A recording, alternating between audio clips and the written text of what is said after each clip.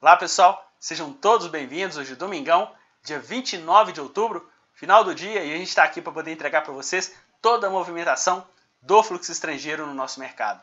Antes de mais nada, eu gostaria de agradecer imensamente aos novos inscritos do nosso canal. Muito obrigado pelo prestígio e principalmente a você que está conhecendo o nosso conteúdo. A gente teve um aumento significativo no nosso número de inscrições, isso também aumenta a nossa responsabilidade, mas também aumenta a nossa alegria de continuar produzindo conteúdo de qualidade e de grande valia em relação ao fluxo estrangeiro. E também gostaria de agradecer as pessoas que fazem parte do mercado financeiro, que também estão divulgando o nosso conteúdo. Pessoal, isso pra gente é motivo de orgulho, agradeço a todos vocês e vamos cada vez mais tentar colocar o investidor pessoa física antenado em relação à movimentação que o fluxo estrangeiro faz em relação aos nossos ativos. Pessoal, começando o vídeo de hoje, a gente vai falar aqui do ambiente gráfico do Ibovespa, gráfico semanal. A gente está dentro daquela meiuca em relação à Fibonacci. A gente já completou a segunda semana corretiva para o nosso mercado. A gente já chegou a bater na ponta de baixo, a bater na ponta de cima, e exatamente a gente está no meio do caminho. Lembrando que, conforme a gente já comentou com vocês aqui no canal, essa meiuca geralmente é uma região de muita briga. A gente teve essa região de briga na metade desse ano, onde a gente veio caindo e depois a gente inverteu o movimento para alta. No final do ano passado, a gente veio subindo, brigou e depois a gente teve uma movimentação de correção. Então, vamos ficar bem atento nessa movimentação do mercado financeiro e principalmente no que a gente tem de melhor que a gente pode entregar para vocês, que é a movimentação do fluxo estrangeiro, sendo tanto ela do fluxo oficial divulgado pelo próprio site da Bolsa, como também por parte das corretoras estrangeiras que atuam no nosso mercado. Vamos dar uma olhadinha nessas movimentações por parte das corretoras estrangeiras que atuam no nosso mercado? Bom, pessoal, o Ibovespa caiu 0,54 e eles venderam 64 milhões no nosso mercado à vista. A gente vai discutir aqui embaixo quanto eles são eficientes. No caso aqui do mercado futuro, ambiente comprador de 746 milhões de reais. No caso aqui do dólar, ambiente comprador para o dólar futuro de 30 milhões de reais. E a gente já verificou dólar mais uma semana de variação positiva e o comercial fechando a semana a R$ 3,24. Aqui embaixo, pessoal, está o que de melhor a gente pode entregar para vocês que acompanham o nosso conteúdo. Os ativos nessa semana que eles atuaram na ponta compradora subiram em média 0,88. Da mesma forma, os ativos que eles atuaram numa ponta vendedora caíram 3,85 no nosso mercado. Ou seja, conseguiram ter uma projeção de lucro tanto para os ativos que eles compraram quanto os ativos que eles venderam no nosso mercado. E é isso que a gente procura entregar para vocês de bandeja que acompanham o nosso canal. No último vídeo, se a gente der uma recapitulada, eles estavam vendendo muito ativos de peso, né, pessoal? Eles venderam o quê? Vale, Petrobras, Ambev, setor bancário, no caso Itaú e Bradesco, eram os ativos de carro-chefe de ponta vendedora por parte deles. E o que aconteceu nessa semana? Vale que na semana passada já tinha tido um ambiente de variação positiva de 0,12 como fechamento semanal, e eles na ponta vendedora, novamente eles atacaram numa ponta vendedora ativa nessa semana. Simplesmente o ativo terminou aí com uma queda de 1,21. Isso também aconteceu com as ações de Ambev. Na semana passada, o ativo já tinha sofrido com o ambiente vendedor de quase 200 milhões e 2,7 de queda. Nessa semana, o ativo caiu 2,8, inclusive mais do que na semana passada, e eles também atuaram com uma ponta vendedora, claro que menor. Ou seja, eles anteciparam na semana que passou um ambiente negativo de fluxo, sendo que nessa semana a gente teve, no caso de Ambev, uma desvalorização inclusive maior do que a semana anterior no nosso mercado. E na outra ponta, pessoal, no setor bancário, o que eles fizeram? Na semana que a gente percebeu que eles estavam vendendo, no caso de Bradesco, eles venderam quase 300 milhões e quase 250 de Itaú. Bradesco caiu 1,80 e Itaú caiu 1,40. E nessa semana, tanto Bradesco quanto Itaú também tiveram desvalorizações. Só que eles não continuaram com ponta vendedora, eles recompraram parte do movimento vendedor da semana anterior. Eles também gostam de colocar lucro no bolso. E o que aconteceu, pessoal, com o ativo da Petrobras? Na semana que passou, a gente viu que o ativo estava com valorização de quase 1%. Terminou a semana e eles vendendo 125 milhões. Ou seja, meio que segurando o ativo.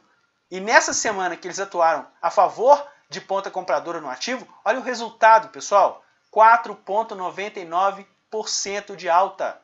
Ou seja, na semana que eles estavam com uma ponta vendedora, o ativo teve um freio. Na semana que eles resolveram comprar, o ativo deslanchou. Compraram tanto a ordinária quanto também a preferencial e os ativos foram um destaque de ponta compradora no nosso mercado nessa semana que passou. Da mesma forma que a gente teve na semana passada o destaque de ponta vendedora, as ações da Embraer, com uma queda expressiva e eles atuando numa ponta vendedora. E a mesma coisa aconteceu nessa semana. Venderam quase 30 milhões e o ativo também com mais desvalorização, fechando a semana com mais de 4% de queda no nosso mercado. E é isso que a gente está embutindo para você que é novo no canal, para você que está começando a se ambientar com fluxo estrangeiro. Percebam, vejam os nossos vídeos anteriores. Não fiquem somente no vídeo atual para que vocês consigam perceber essa evolução do fluxo. Inclusive, nessa semana passada, a gente tinha comentado com vocês que a ação da Smile, inclusive naquele ambiente de poucas compras, né, já que a gente tinha tido mais de 2 bi de vendas por parte deles, a Smile foi destaque de ponta compradora, com quase 5 de alta. E eles compraram cerca de pouco mais de 3 milhões de reais. Nessa semana, pessoal, Smile não está aparecendo aqui, mas nessa semana o ativo caiu, inclusive mudou o ticker de negociação de SMLE para SMLS e simplesmente nessa semana eles venderam 9 milhões no ativo.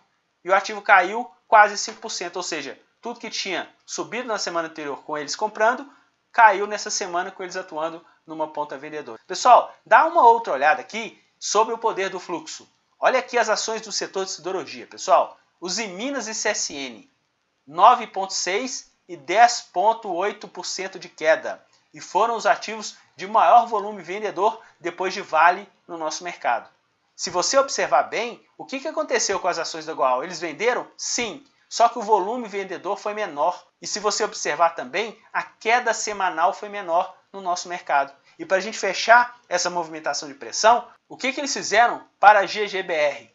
Eles andaram com uma ponta compradora de 30 milhões e o ativo caiu na semana, sim, só que 0,86, ou seja, teve uma pressão menor de queda no nosso mercado em relação aos ativos que eles tiveram uma ponta vendedora de maior ênfase, que foram as ações de Usiminas e também de CSN. Então, a função do canal não é call de compra, não é call de venda, é simplesmente deixá-los antenados para que vocês mesmos fiquem atentos nessa movimentação que eles fazem e ajudem na tomada de decisão de cada um. E o que a gente sempre recomenda, nunca use o seu dinheiro sem o devido gerenciamento de risco. Isso é super importante dentro do mercado financeiro. E se a gente pega a ação de fluxo de base semanal, olha aqui, pessoal, mais de 33 milhões de reais de projeção de lucro.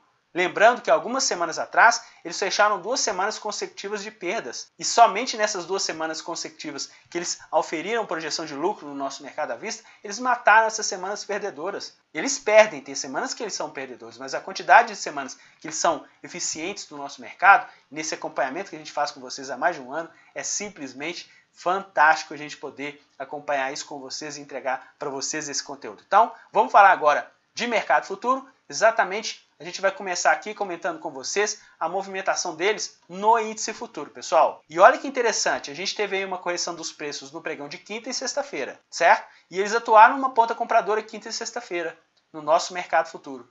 E é interessante que esse ambiente está sendo comprador por parte deles nesse contrato do Ibovespa Futuro, que só vai se encerrar em dezembro.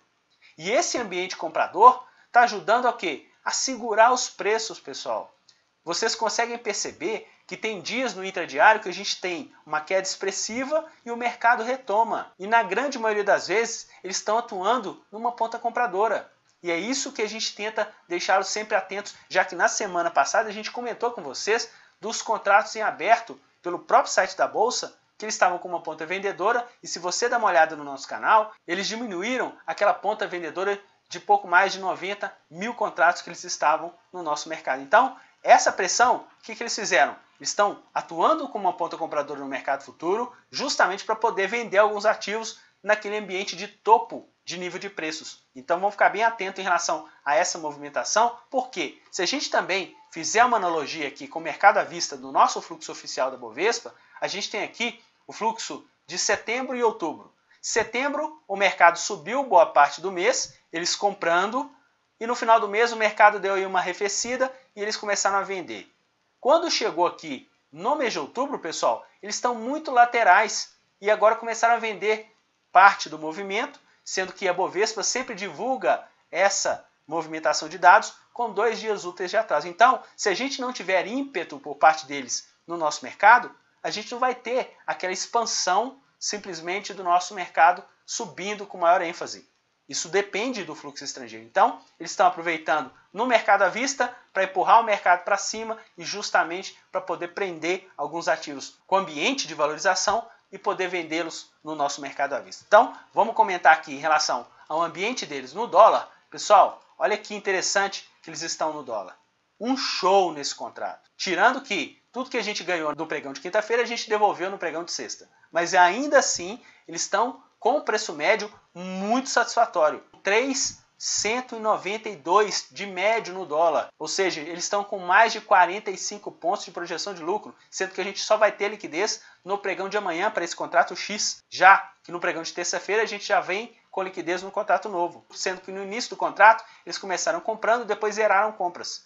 E praticamente da metade do contrato eles fizeram essa bagatela aí de 70 milhões de fluxo acumulado, possibilitando até o pregão de sexta-feira uma projeção de lucro de 30 milhões de reais somente no contrato futuro do dólar. E para a gente finalizar o nosso vídeo, exatamente aquela movimentação que a gente gosta de comentar com vocês, que depois de tanta venda no ambiente semanal, a gente encerrou aqui uma semana positiva. E essa semana positiva, empurrada por quem, pessoal? Empurrada pelo mercado futuro. Exatamente essa barrinha aqui verde, que eles estão mais compradores no mercado futuro em relação ao nosso mercado. Então, a gente segue atento muito em função nessa movimentação do fluxo estrangeiro, já que você sabe que eles conseguem ser muito vencedores no nosso mercado, conforme vocês estão vendo aqui nessa nossa projeção do mercado à vista e também nesse nosso resumo que a gente falou com vocês do mercado futuro, e vai aí uma formação de grande valia. Pessoal, nos últimos 10 anos, desde 2008 até os dias atuais, foram mais de 2.000 pregões. 60% do tempo, o fluxo oficial dos contratos em aberto anda na mesma direção da variação diária do Ibovespa. Essa informação a gente está deixando justamente no final do vídeo para vocês terem essa informação de primeiríssima linha, porque realmente eles fazem impressão, não só de hedge no mercado futuro, mas também eles andam na mesma direção, quer dizer, 60% do tempo no mercado. Um forte abraço a todos. Se você gostou do conteúdo, se inscreva no canal, ative o sino de notificação, deixa nosso like lá e uma excelente semana para vocês e até o nosso próximo vídeo. Tchau, pessoal!